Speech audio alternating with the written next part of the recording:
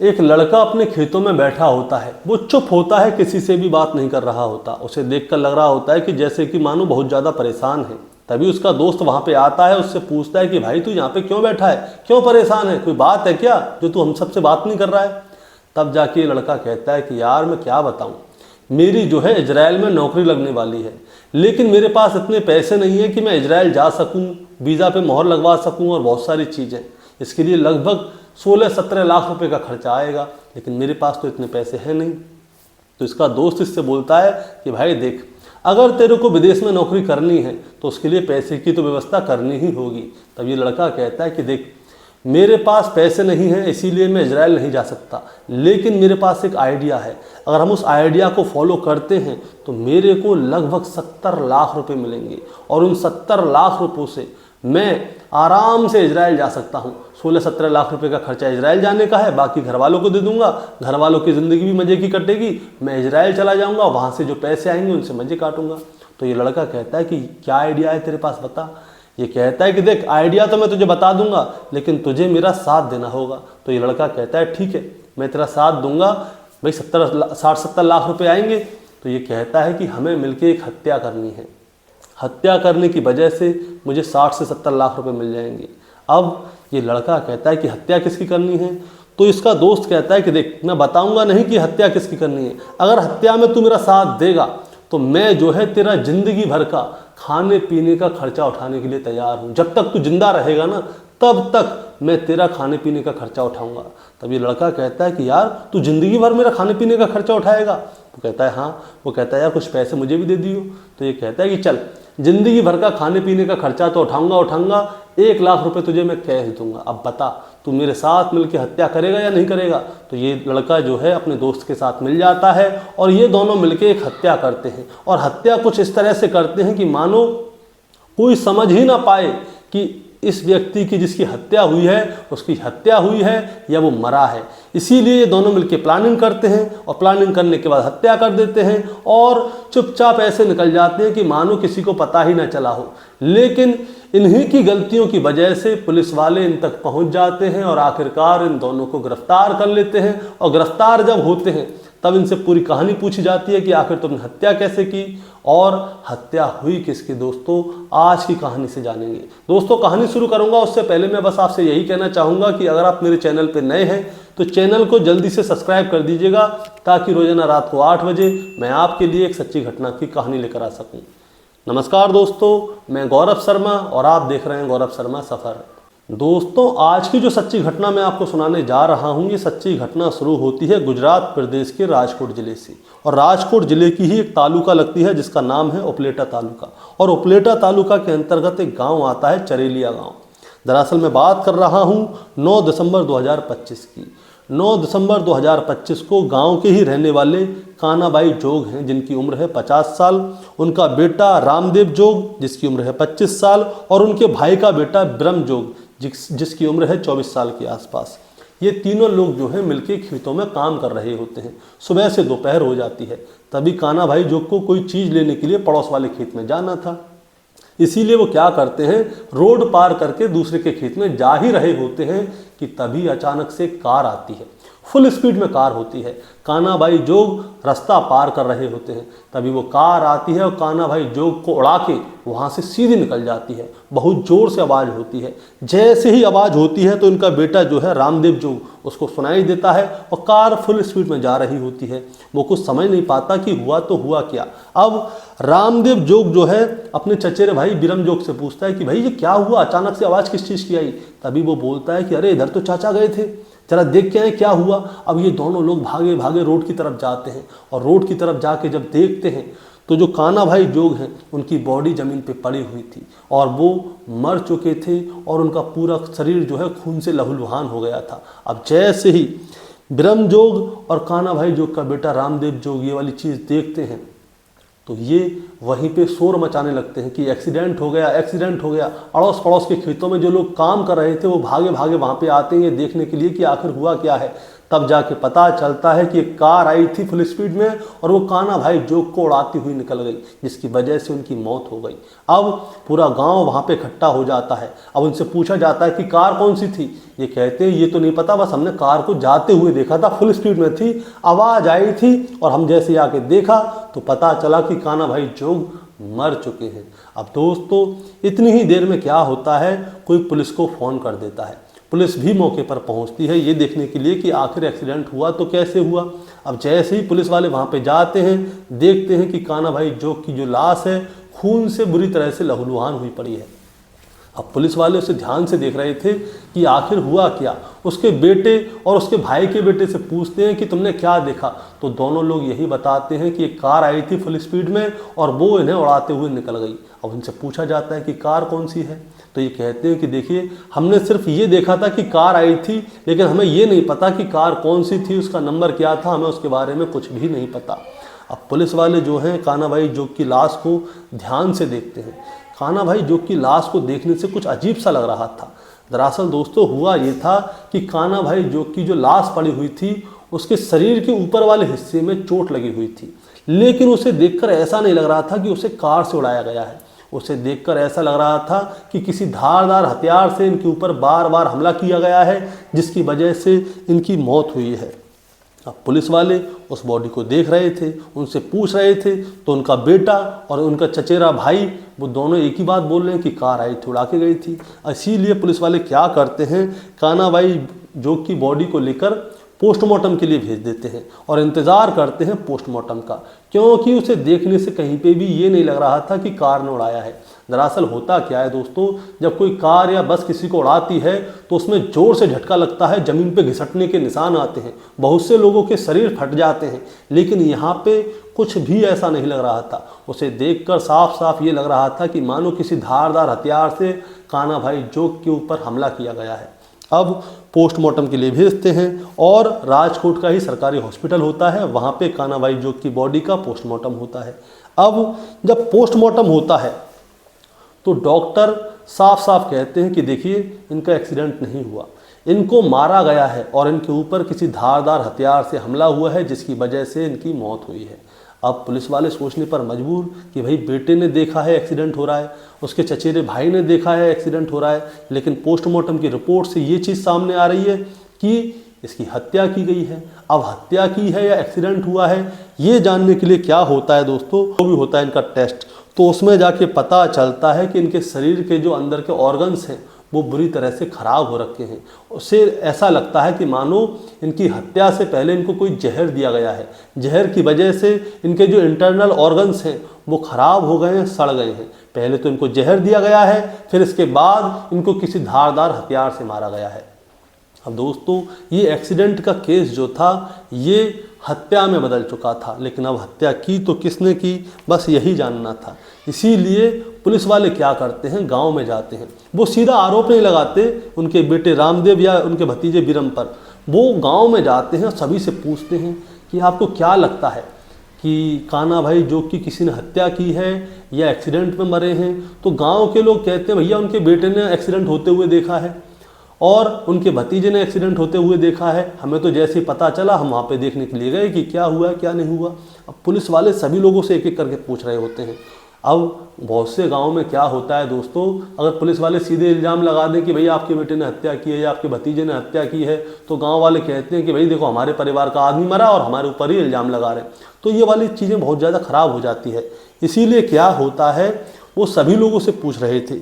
तभी पुलिस वाले जो हैं कान्हा भाई जोग की बेटी के पास जाते हैं, जिसका नाम होता है देवी जोग, जिसकी उम्र 22 साल के आसपास है। उससे पूछा जाता है कि बेटा तुम्हें किसके ऊपर शक लगता है कि तुम्हारे पिता जो हैं कान्हा भाई जोग, उनकी हत्या हुई है या उनका एक्सीडेंट हुआ है, क्या हुआ है, तुम्हें क्या लगता है। तो उनकी बेटी देवी कहती है कि साहब मुझे ऐसा लगता है कि मेरे पिताजी की हत्या हुई है। जो उनकी बेटी है वो अपने चचेरे भाई बीरम के ऊपर शक जताती है। अब उसकी वजह पूछते हैं तो वजह वो कुछ बताती नहीं है। वो कहती है कि मेरे पापा जो है सुबह मेरे चचेरे भाई बीरम के साथ ही खेतों पे गए थे। अब खेतों पे तो गए थे लेकिन वहाँ पे तो जाके काम किया। अब उससे कहा जाता है कि बेटा अगर तुम्हें अपने चचेरे भाई के ऊपर शक है तो तुम्हें जो है एक FIR दर्ज करवानी होगी नामजद, ताकि हम उसके खिलाफ एक्शन ले सकें। इसके बाद क्या होता है, जो कान्हा भाई जोग की बेटी है देवी, वो थाने में FIR दर्ज करवाती है और वो शक जताती है कि उसके चाचा के लड़के बिरम ने कुछ ना कुछ तो किया है। अब इसके बाद क्या होता है दोस्तों, बिरम को पकड़ा जाता है और उसे थाने लेके जाया जाता है। उससे पूछा जाता है कि बताओ क्या तुमने ये हत्या की है, क्या हुआ है क्या नहीं हुआ, सच ये बताओ।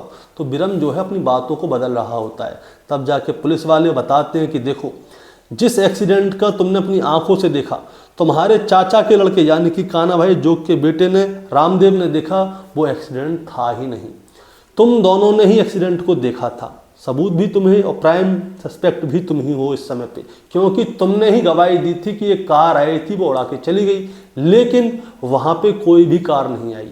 और कान्हा भाई जोग को देखते हुए साफ लग रहा है कि इनको किसी धारदार हथियार से मारा है। उसके बाद इनकी लाश को रोड पे फेंक दिया गया है। इससे पहले इनको जहर या कोई और चीज़ भी दी गई है। अब तुम साफ साफ बताओगे या तुम्हारे साथ सख्ती बरती जाए तब बताओगे। अब जैसे ही सख्ती वाली बात सामने आती है तभी बिरम जोग वो अपनी पूरी कहानी सुनाना शुरू कर देता है कि साहब मैंने ही अपने चाचा कान्हा भाई जोग की हत्या की है, लेकिन ये हत्या मैंने अकेले ने नहीं की, मेरे साथ में उनका सगा बेटा रामदेव जोग भी था। हम दोनों ने मिलके अपने चाचा की हत्या की है। अब पुलिस वाले उनसे पूछते हैं कि अगर तुमने हत्या की तो की क्यों। अब दोस्तों जब हत्या की कहानी आती है तब तक रामदेव जोग को भी गिरफ्तार कर लिया जाता है, उसे भी थाने में बैठा लिया जाता है। अब इन दोनों को सामने बैठाते हैं और फिर इन दोनों से पूछते हैं कि अब बताओ पूरी कहानी कि आखिर तुम दोनों ने मिलकर ये हत्या की तो की क्यों। अब जैसे ही हत्या की कहानी सामने आती है तब जाके दोस्तों पुलिस वाले भी चौंक जाते हैं कि इसलिए इन दोनों ने हत्या की थी। हुआ क्या था, जो कान्हा भाई जोग हैं उनका बेटा है रामदेव जोग जिसकी उम्र है 25 साल। उसको जो है विदेश में नौकरी करने के लिए जाना था और उसका टारगेट था इजराइल। इसीलिए उसने राजकोट के ही ट्रेवल एजेंट से बात की थी। राजकोट के ट्रेवल एजेंट ने बताई थी कि यहाँ पे जाने के लिए 17 लाख रुपए का खर्चा आएगा। अगर तुम्हारे पास 16-17 लाख रुपए हों तो तुम आना, तुम्हारा पासपोर्ट वीज़ा सब तैयार करवा के तुम्हें इजराइल भेज दिया जाएगा, वहाँ पे मज़े की ज़िंदगी काटना। अब रामदेव उसे विदेश जाना था, इसीलिए वो अपने बाप के पास जाता है, कान्हा भाई जोग के पास। उनसे कहता है कि मुझे 16 लाख रुपए की ज़रूरत है, इजराइल में नौकरी लग रही है, आप 16 लाख रुपए की व्यवस्था करवा दो। लेकिन उसके पिता के पास तो इतने पैसे थे ही नहीं, इसीलिए वो उससे साफ मना कर देते हैं। वो कहते हैं कि तू गांव में ही नौकरी कर ले, अपना देश इतना बड़ा है, यहीं पे नौकरी कर ले, राजकोट चला जा वहाँ पे नौकरी कर ले, कि सीधा विदेश जाएगा इजराइल, वहाँ पे जाके नौकरी करेगा, कहीं जाने की जरूरत नहीं है, बस तू यहीं पर बैठ। इस बात से जो है रामदेव बहुत ज़्यादा परेशान हो जाता है कि 16-17 लाख रुपए मैंने अपने पापा से मांगे, लेकिन उन्होंने मुझे 16-17 लाख रुपए नहीं दिए। भाई उसके पापा के पास थे ही नहीं, 16-17 लाख रुपए कहाँ से देंगे। इसीलिए ये बहुत ज़्यादा परेशान होता है और एक दिन खेतों में बैठा होता है और ये प्लानिंग कर रहा होता है कि इसके पास पैसे कहाँ से आएँ और ये इजराइल कैसे जाए। तभी इसे एक चीज़ याद आती है। लगभग 1 साल पहले कान्हा भाई जोग ने जो है अपनी HDFC बैंक में एक पॉलिसी खुलवाई थी, जिसमें बीमा थी, ये मान लीजिए बीमा करवाया था, जिसमें अगर वो मर जाते हैं तो उनकी मृत्यु के बाद 60 से 70 लाख रुपए उनके परिवार वालों को मिलेंगे। ये वाली बात रामदेव को पता थी कि उसके पापा ने ऐसे ऐसे करके एक पॉलिसी खुलवाई हुई है, अगर वो मर जाते हैं तो 60-70 लाख रुपए आएंगे, जिसमें से 16-17 लाख रुपए का खर्चा होगा, जाना 1-2 लाख रुपए एक्स्ट्रा ले चलूँगा, बाकी परिवार वालों को दे दूंगा। ये पूरा मन में सोचा हुआ था। लेकिन उसके पिता कान्हा भाई जो मरे तो कैसे मरे, मृत्यु हो तो कैसे हो। अब ये खेत में बैठ के सोच ही रहा होता है कि तभी इसका चचेरा भाई बिरम वहाँ पे आ जाता है। वो उससे पूछता है कि भाई परेशान कैसे, क्या बात है। तब ये पूरी कहानी अपने चचेरे भाई को बताता है और चचेरा भाई कहता है कि हाँ भाई तेरी प्लानिंग तो अच्छी है। तब ये अपने चचेरे भाई से कहता है कि मेरे बाप को मारने में तू मेरा साथ देगा। तो चचेरा भाई कहता है कि यार मैं क्यों मारूं, मेरा क्या फ़ायदा। तो ये कहता है कि जब तक तू जिंदा रहेगा ना तब तक तेरा खाने पीने का पूरा खर्चा मैं उठाऊंगा, और बता तुझे और क्या चाहिए, तू काम मत कर, जिंदगी भर मैं तेरा साथ दूंगा। अब जैसे ये वाली बात सामने आती है तो जो बिरम है इसके चाचा का लड़का वो बहुत खुश होता है, लेकिन वो कहता है यार जिंदगी भर खाने पीने खर्चा तो उठा लेगा लेकिन कुछ पैसे तो दे दियो। वो कहता है चल 1 लाख रुपए और दूंगा, 1 लाख रुपए और ज़िंदगी भर का खाने पीने का खर्चा। अब बता तो मेरे साथ मिलके मेरे बाप की हत्या करवाएगा। तो ब्रह्म जो है तैयार हो जाता है, वो कहता है कि ठीक है मरवा देंगे चाचा को, क्या जा रहा है, 1 लाख रुपए और ज़िंदगी भर का खर्चा सोच ले। ये कहता है हाँ ज़िंदगी भर का खर्चा मैं तुझे दूंगा और ज़िंदगी भर खाने पीने का खर्चा मेरी तरफ से। दोस्तों कोई और होता है वो पैसे का लालच देता है, संपत्ति का लालच देता है, किसी चीज़ का लालच देता है, लेकिन यहाँ पे रामदेव ने अपने चचेरे भाई के लड़के को दिया है, जिंदगी भर खाने पीने का वादा किया है और 1 लाख रुपए की सुपारी दी है। अब ये दोनों लोग तैयार हो जाते हैं और मारने की प्लानिंग करने लगते हैं कि कैसे मारें कैसे ना मारें। इसीलिए 8 दिसंबर की बात है, 8 दिसंबर 2025 को ये लोग क्या करते हैं, दोनों लोग मिलके कान्हा भाई जोग के पास जाते हैं और एक कोल्ड ड्रिंक देते हैं और उस कोल्ड ड्रिंक के अंदर ये लोग जो है चूहा मारने की दवा मिला देते हैं या कीटनाशक मारने वाली दवा मिला देते हैं खेतों की, और कान्हा भाई जोग को कोल्ड ड्रिंक पिला देते हैं। अब जैसे ही कान्हा भाई जोग कोल्ड ड्रिंक पीते हैं तभी उनका जो बॉडी है वो रिएक्शन करने लगती है और तुरंत ही उनको उल्टियाँ आने लगती हैं, उनकी तबीयत बहुत ज़्यादा ख़राब हो जाती है, जिसकी वजह से पलटियाँ आती हैं उन्हें रंग बिरंगी। अब उन्हें उठा के घर पे ले जाया जाता है, जो दवाई वगैरह होती है वो खिलाई जाती हैं, लेकिन उनकी हालत संभाल ली जाती है। अब ये दोनों चौंक जाते हैं कि यार अगर घर ना ले जाते तो मर जाता तो 60-70 लाख रुपए आते। ये दोनों बहुत ज़्यादा परेशान होते हैं, अब करें तो करें क्या। इसीलिए इन्होंने तुरंत ही दूसरे दिन की प्लानिंग करी। दूसरे दिन यानी कि 9 दिसंबर 2025, 9 दिसंबर 2025 को क्या है, इन तीनों को खेत पे जाना था काम करने के लिए। इसीलिए ब्रह्म क्या करता है, जो चाचा का लड़का था वो सुबह ही सुबह जाता है कान्हा भाई जोग के पास और उनसे कहता है कि आओ चाचा मोटरसाइकिल पे बैठो, मोटरसाइकिल से चलेंगे। अब ये दोनों जो है मोटरसाइकिल से बैठ के खेतों की तरफ जाते हैं। खेतों की तरफ जाते हैं तो ब्रह्म कहता है कि चलो 2-2 पैक हो जाएं, तो वो कहता है ठीक है बेटा 2-2 पैक मार लेंगे। इसके बाद ब्रह्म और जो कान्हा भाई जोग हैं ये दोनों मिलके क्या है शराब पीते हैं, एक झोपड़ी के अंदर चले जाते हैं। वहाँ पे शराब इतनी पिला दी जाती है कि जो चाचा है कान्हा भाई जोग उसकी हालत बहुत ज़्यादा ख़राब हो जाती है, वो वहीं पे सो जाता है। इसके बाद ब्रह्म क्या करता है, बाहर जाता है और एक कुल्हाड़ी लेकर आता है और कुल्हाड़ी से उनके शरीर पे बार ही बार किया जाता है, एक के बाद एक इतने बार करता है कि जो चाचा है कान्हा भाई जोग वो मर जाए। उसके बाद में जो उनका बेटा है रामदेव जोग वो भी वहाँ पे आ जाता है।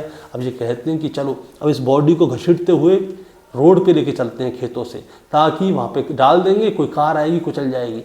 अब ये लोग क्या करते हैं, जो कान्हा भाई जोग है उसकी बॉडी को उस झोपड़ी के अंदर से घसीटते घसीटते घसीटते घसीटते खेतों तक ले आते हैं और वहाँ पे डाल देते हैं। कोई गाड़ी वाड़ी आती नहीं है, बहुत देर तक इंतज़ार करते हैं। इंतज़ार जब करते करते परेशान हो जाते हैं तो उसके बाद में ये दोनों मिलकर शोर मचाना का शुरू कर देते हैं। ये कहते हैं कि अरे एक्सीडेंट हो गया, गाड़ी आई और कान्हा भाई जोग को उड़ा के चली गई। गांव के लोग आ जाते हैं, पुलिस आ जाती है और ये लोग सोचते हैं कि ये लोग बच जाएंगे, लेकिन इन दोनों को ये नहीं पता था कि एक्सीडेंट के निशान कुछ और होते हैं और हत्या करने के निशान कुछ और होते हैं।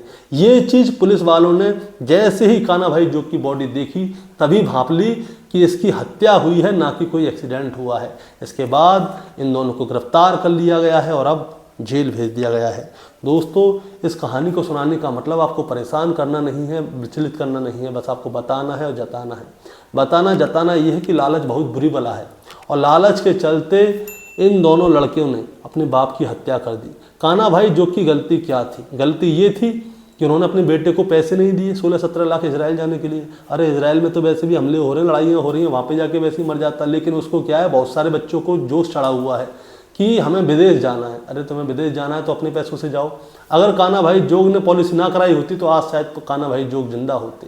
दोस्तों आपका क्या कहना है इस कहानी के बारे में, आप जरा हमें कमेंट में बताएं। चैनल पे नए हैं तो सब्सक्राइब करके जाएं ताकि रोजाना रात को 8 बजे मैं आपके लिए एक सच्ची घटना की कहानी लेकर आ सकूं। नमस्कार।